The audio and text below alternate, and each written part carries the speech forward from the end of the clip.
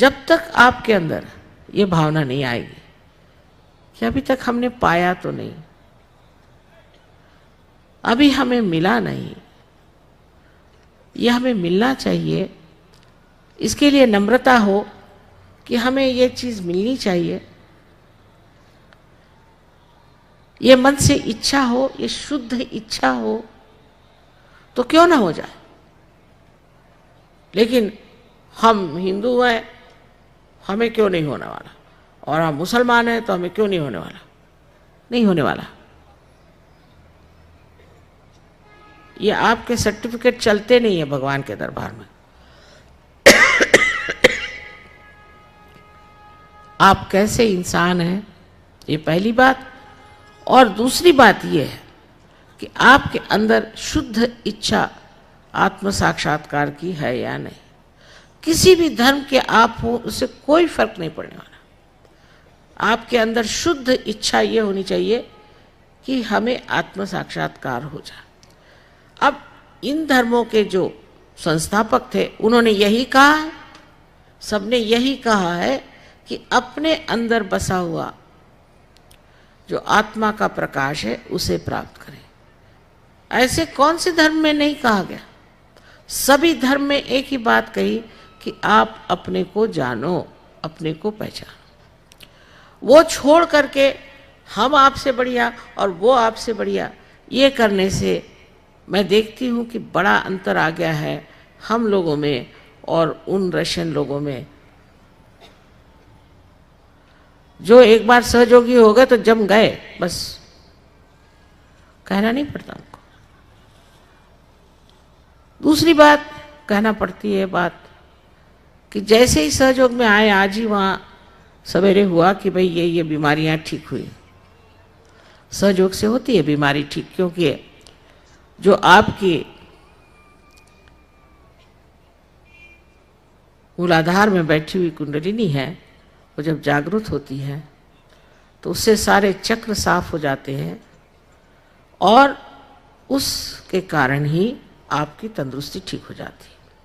इसमें कोई शक नहीं। इसमें कैंसर वैंसर बहुत सारी बीमारियां ठीक हो गई, इसमें कोई शक नहीं, ये बात सही है। लेकिन जैसे ही ये बात पता होती है तो एक नहीं 10 और लोगों को लेकर के आ गए, बंदी माता जी इनको ठीक करिए, इनकी बीमारी ठीक करिए। एजेंसी ले लेते फौरन लोग, अपने यहाँ ऐसा ही है ना। अच्छा तो आपके भाई कमिश्नर है? हाँ है, चलिए हमारा एक काम करा दीजिए। फौरन दिमाग में ये बात आएगी हिंदुस्तानियों के, इनका कैसे इस्तेमाल किया जाए। तो जितने भी अपने रिश्तेदार के रिश्तेदार के रिश्तेदार के रिश्तेदार हैं, सबकी पहले लिस्ट बन जाएगी कि चलो माता जी को लगाओ इसमें। हम बात कर रहे हैं कि आप लोग डॉक्टर हो जाइए, आप अपने को देखिए, आप पहले डॉक्टर हो जाइए और फिर सबको आप ठीक भी कर सकते हैं। लेकिन सबको ठीक करके करना क्या है? अरे भाई, जिस दीप में प्रकाश आने ही नहीं वाला उसको ठीक करके करोगे भी क्या? भगवान भी सोचते हैं कि ये तो बेकार के हैं दीप, इनको काहे को ठीक करना। लेकिन आपको ये लगा रहता है कि चलो इनके करा लें। ये सहयोग से नहीं होने वाला। इससे आपको किसी प्रकार से भी कोई भी लाभ नहीं होने वाला। हाँ, 2-4 लोग ठीक हो जाएंगे, हो सकता है कि उससे आपको लोग मानने लग जाएं, ये हो जाए वो हो जाए, पर उससे आपकी प्रगति नहीं हो सकती, आत्मिक प्रगति नहीं हो सकती।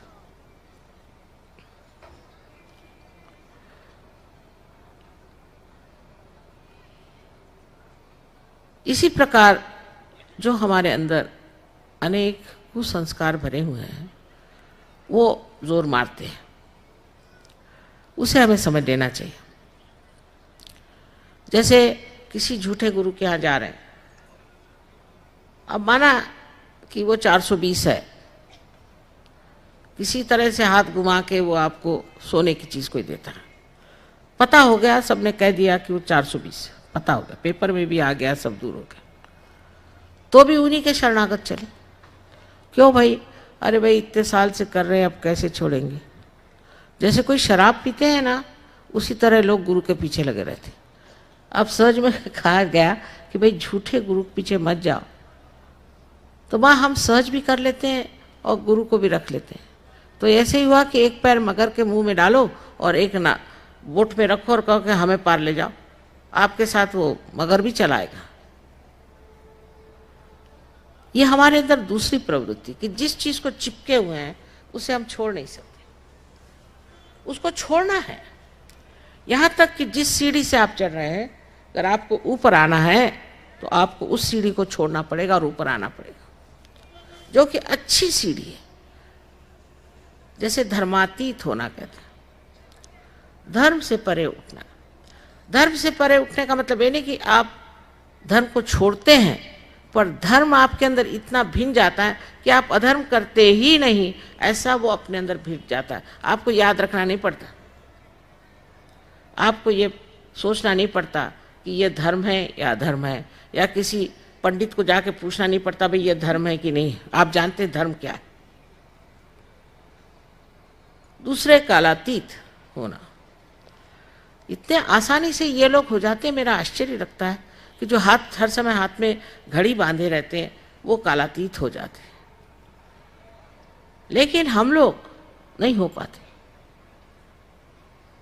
अभी कितना बज रहा है? हाँ, तो ये चाय पीने का वक्त है। इस वक्त चाय मिलनी चाहिए, चाहे कुछ हो जाए।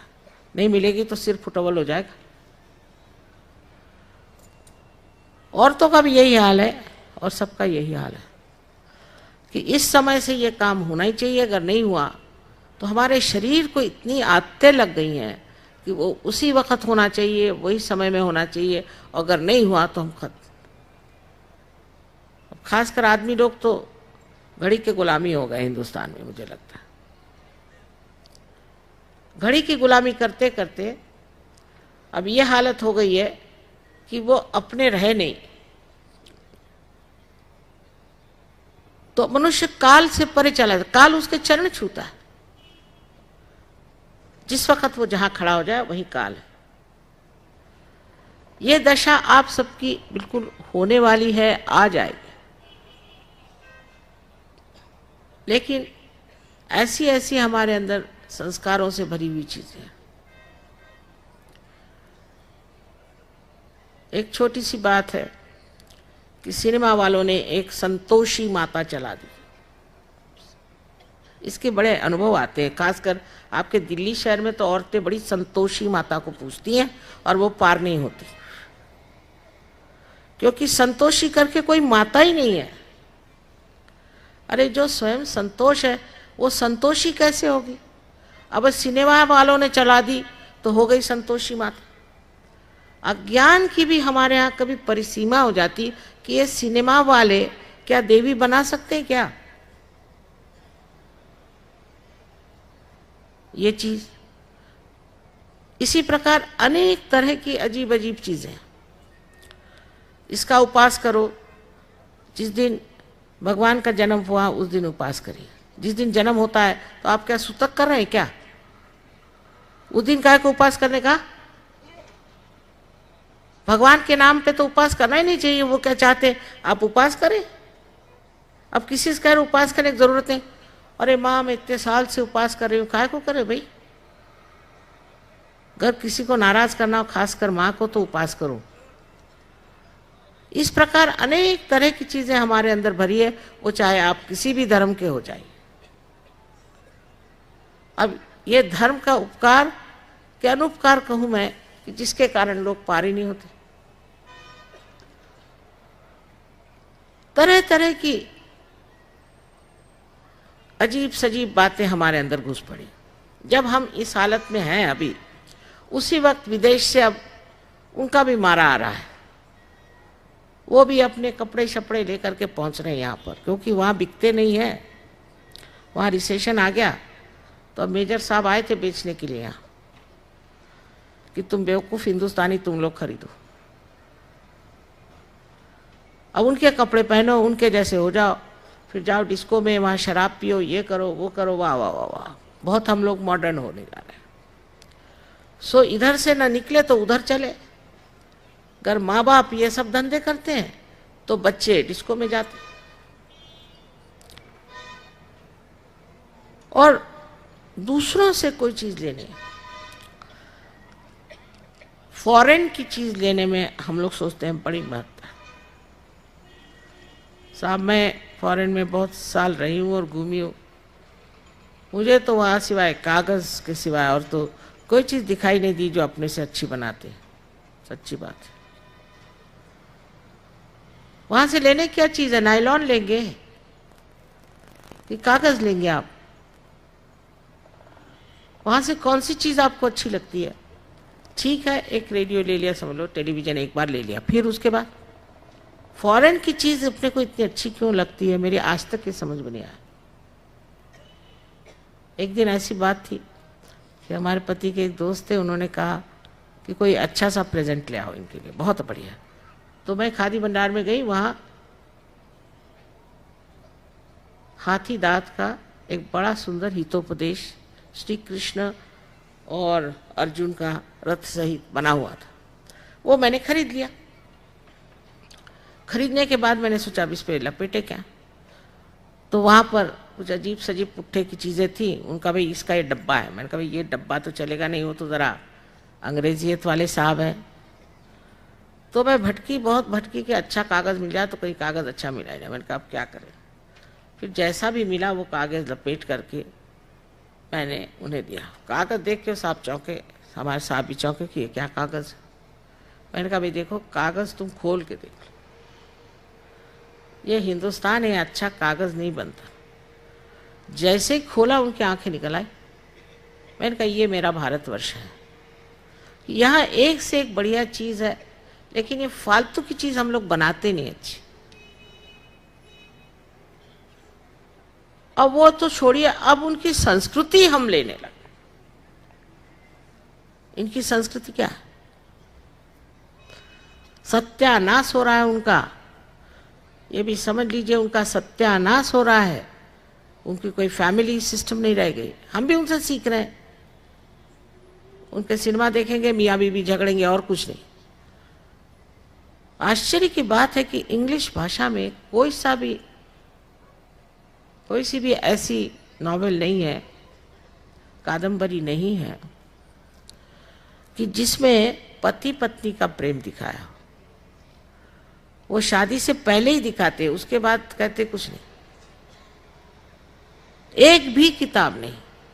क्या आप विश्वास करते हैं इस इंग्लिश भाषा पर, जो कि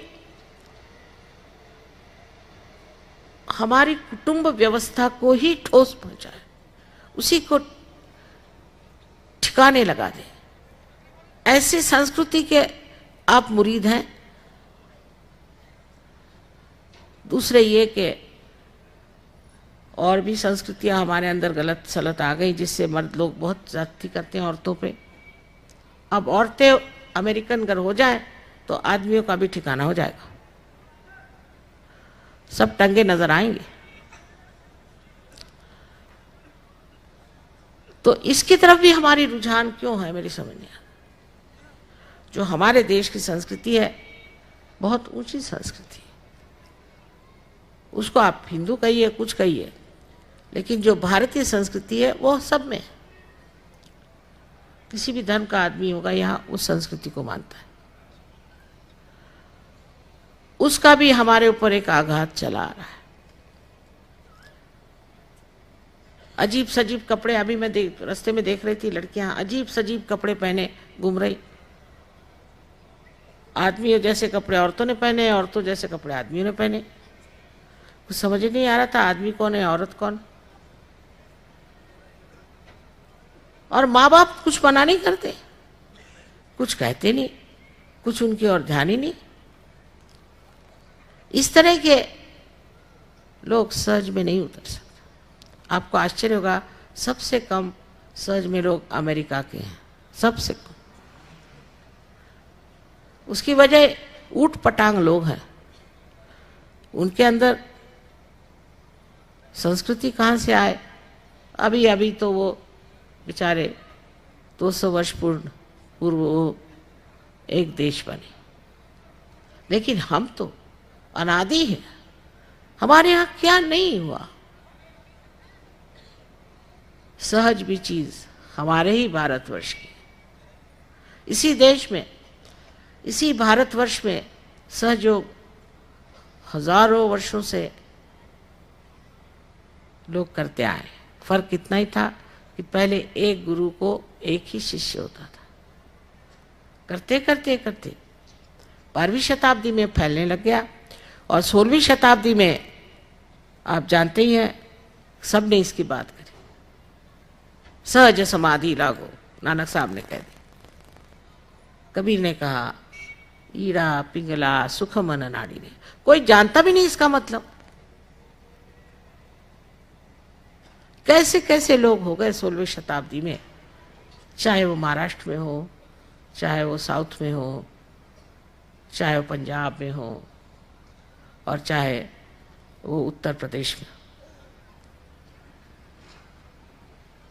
वो सब अवलिया लोग, साधु लोग, ये सब क्या बेकार की बातें कर गए? इतने ज्यादा तो किसी भी देश में नहीं हुए। लेकिन हम लोगों पर उनका असर नहीं। और उससे एक और अजीब बात अब चल पड़ी है कि कुछ लोग जो अपने को बहुत विद्वान और इंटेलेक्चुअल समझते हैं, वो एक चौखट बना के उसी में सबको घुमाना चाहते हैं। इस देश में तो अनंत की बात कही गई है, उसको समझने के लिए ये बुद्धि बिल्कुल अयोग्य है, नालायक है, समझ नहीं सकती। जो अनंत की बातें हमारे यहाँ कही गई, उसमें तो आपको उतरना पड़ता है सूक्ष्म में, आत्मा स्वरूप में। ऐसे महान देश में आपने जन्म लिया और आपके इस महान देश की और सारे संसार की दृष्टि है और सब सोच रहे हैं कि न जाने यहाँ पर कैसे कैसे आध्यात्मिक गुण लोगों में होंगे।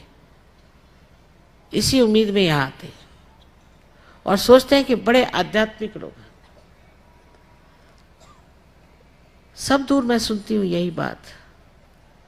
हिंदुस्तान को अगर किसी चीज में बहुत गर्व होना चाहिए तो वो हमारा अध्यात्म है। सारे दुनिया में पेड़ जैसे बढ़ गई है उनकी संस्कृति, उनका सिविलाइजेशन, लेकिन हमारा ज्ञान जो है वो मूल का है। इस मूल को जब तक आप प्राप्त नहीं करेंगे तो ये पेड़ सारे गिर जाएंगे और गिर ही रहे हैं, नष्ट हो रहे हैं। और ये मूल अपने भारतवर्ष में। आपको अंग्रेज होने की कोई जरूरत नहीं। उसमें क्या है, उन लोग के पास है क्या?